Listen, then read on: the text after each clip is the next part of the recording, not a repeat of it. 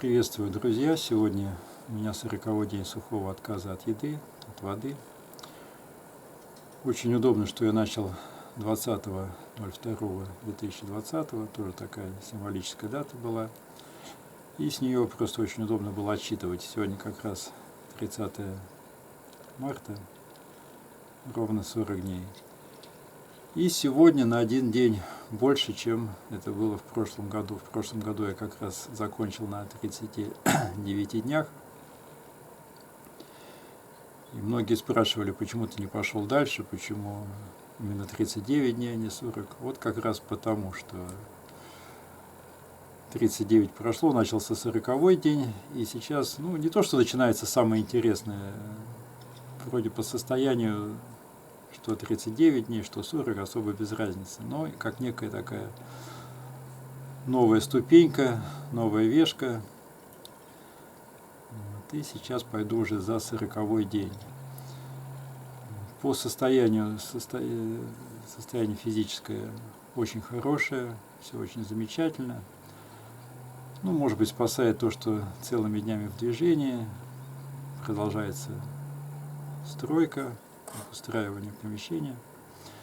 И сейчас будет еще подготовка к ретриту, голодание на березовом соке. Да, вот как раз, может быть, я выйду как раз тогда, когда начнется березовый сок. В Питере уже березовый сок пошел, поскольку у нас здесь еще навалом снега лежит. Не навалом, уже подтаяло, конечно. Но снег еще лежит, земля промерзшая. И березовый сок пока еще не течет, не капает. Я на всякий случай засверлил березку, поставил трубочку, буду наблюдать, когда он пойдет. И может быть в это время как раз природа сама даст знак, что пора выходить. Если не выйду, то все равно мне придется выходить так или иначе, поскольку 10 апреля у нас начинается семинар. То, что я говорил, отказ от еды на березовом соке. Приедут люди, придется общаться. И по памяти прошлого года общаться было довольно-таки сложно. Когда делаем съемки, немножко общаешься, вроде как-то нормально. В течение дня, я поскольку нахожусь практически один, вот Лина здесь, только разговоров никаких нету, и это очень комфортно и удобно. Ни телефонов, ни разговоров, в общем-то, экономится. А на съемку, в общем-то, сил хватает.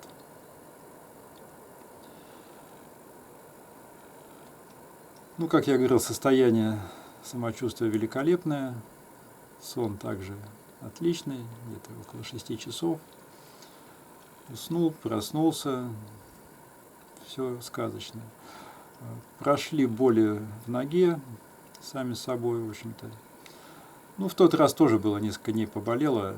Так, у меня тогда были сомнения, что я, может быть, из-за судорог ног выйду.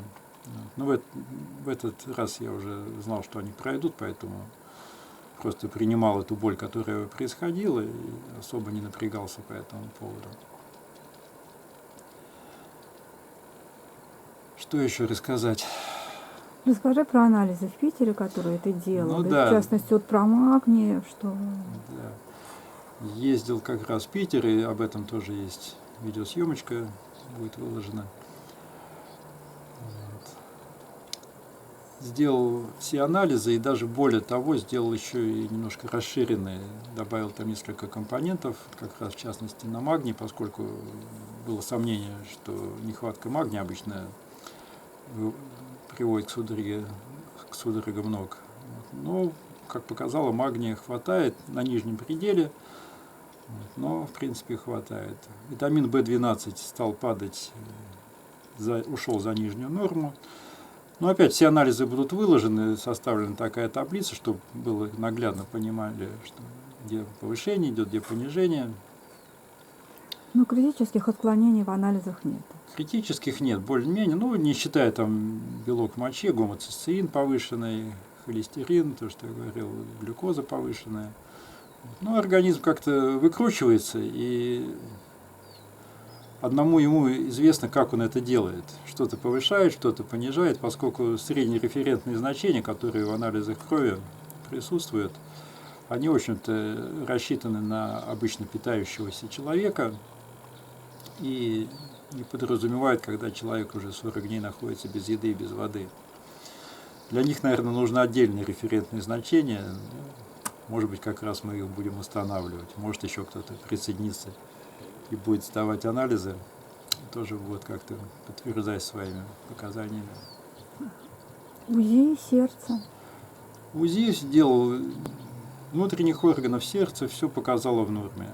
То есть, в принципе, этого даже, наверное, можно было и не делать, но для чистоты эксперимента, то есть все анализы буду повторять, какие-то, в общем-то, без изменения, но тем не менее будет повторение. Единственное, конечно, следующие анализы я планировал сделать 5 апреля,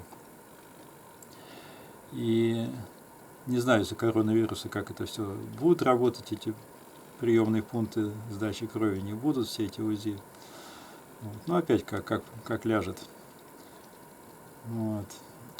То есть это будет уже, наверное, на завершающей стадии. Вот когда я буду заканчивать, я сделаю еще заключительный анализ крови, внутренних органов. И после этого я уже, надеюсь, выйду на еду, хотя ни есть, ни пить абсолютно не хочется. То есть такое состояние, кстати, вот очень легкое, даже нету как-то сухости во рту, ну, поскольку опять, может быть, разговариваю мало. Сейчас вот, когда я говорю, пытаюсь слюну создавать, чтобы немножко смачивалось. А так, в общем-то, очень комфортно. И тоже так немножко мысли идут так в сторону неедения, да. То есть, может быть, это действительно реально, может быть, это и возможно, потому что, ну, тут 40 дней без еды, без воды, с нормальным самочувствием, я не знаю, сколько еще можно идти. Вот. Но опять, я рассчитывал, конечно, что не так много будет, это все, может быть, не 45, там, ну, максимум 50. Вот.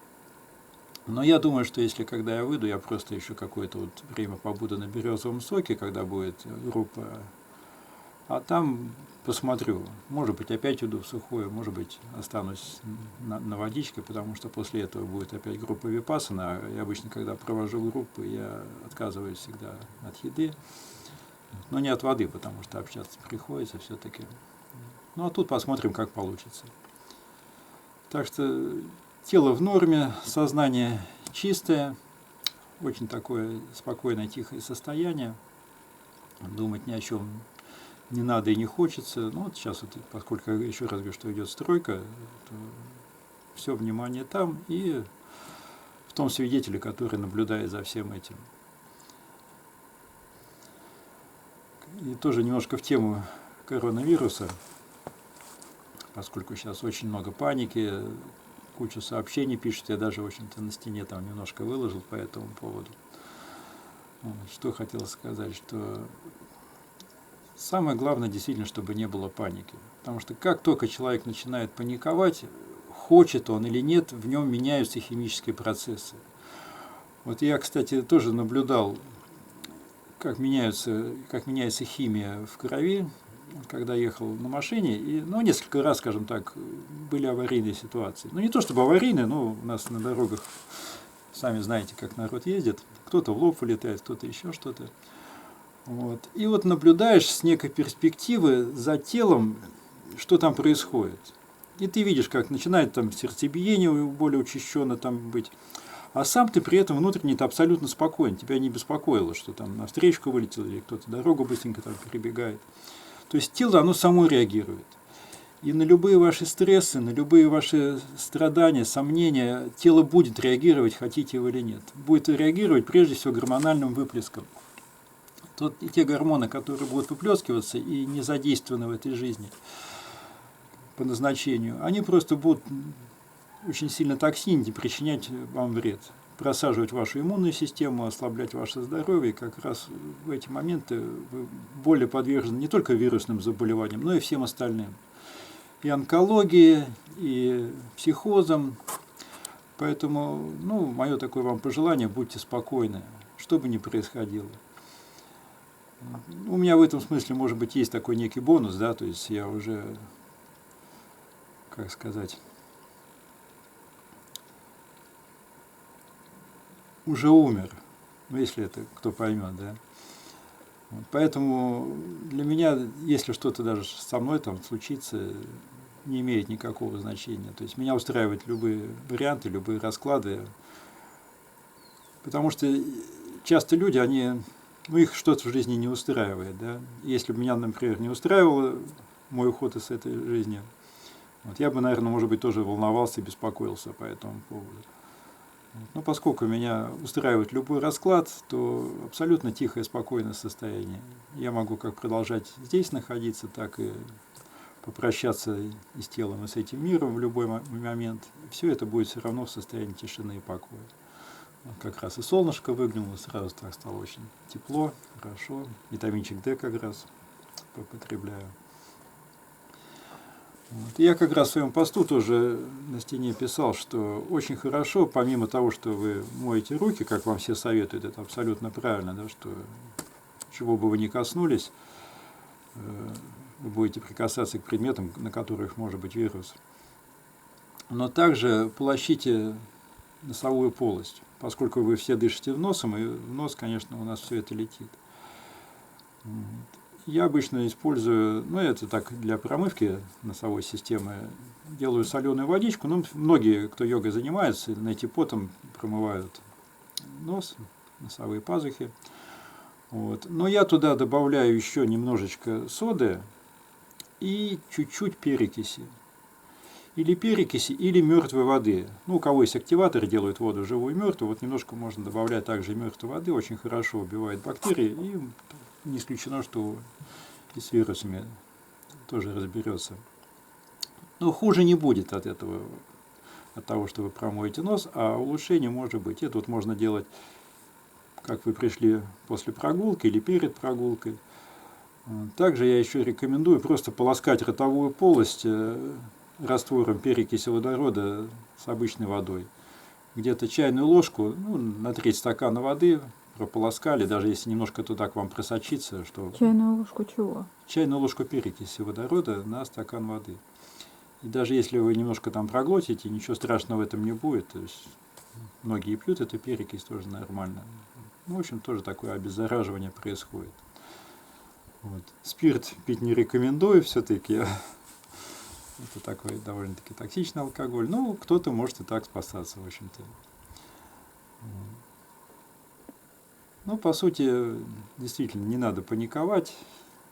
Конечно, соблюдайте изоляцию, поскольку это, наверное, наилучший способ по возможности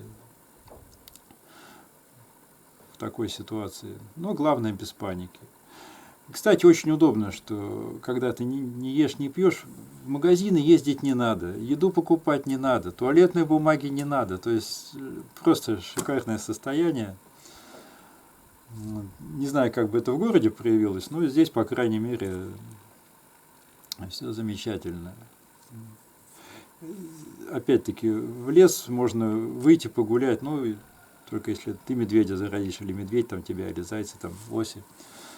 Вот. Людей практически нету. То есть, конечно, вот за городом все эти коронавирусы не страшны. И если у вас, конечно, есть возможность, то лучше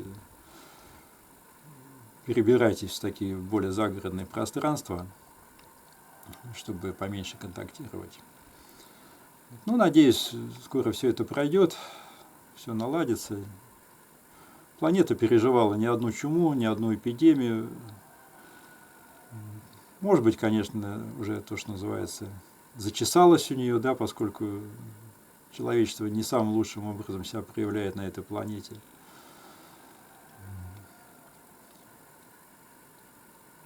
Так что спокойствие, как говорил Карлсон, только спокойствие, будет все замечательно. Вот. А я продолжаю свой сухой отказ от еды и от воды. Будет еще сниматься видео. Дальше иду абсолютно расслабленно, абсолютно спокойно, потому что вижу состояние великолепное, я бы даже назвал, и даже, наверное, намного лучше, чем когда входил в это состояние. Вот этот переход, наверное, с состояния еды и питья на отказ от этих продуктов, Ну, наверное, для организма наиболее как-то стрессово идет, но потом он просто привыкает, адаптируется и, в общем-то, позволяет существовать и в таком состоянии. Еще раз говорю, главное, даже когда вы опять-таки не едите, чтобы не было паники, потому что убивает, это паника. И многих даже людей, которые голодали вынужденно, там, при кораблекрушении, в блокаду, скорее всего, убивало не отсутствие еды и воды, убивал их страх, убивал их стресс. Поэтому постарайтесь, чтобы в вашей жизни все было тихо, спокойно, благостно, и тогда всем будет счастье. Ну и надеюсь, до новых встреч. Всем здоровья, удачи, внутренней тишины, покоя. До встречи.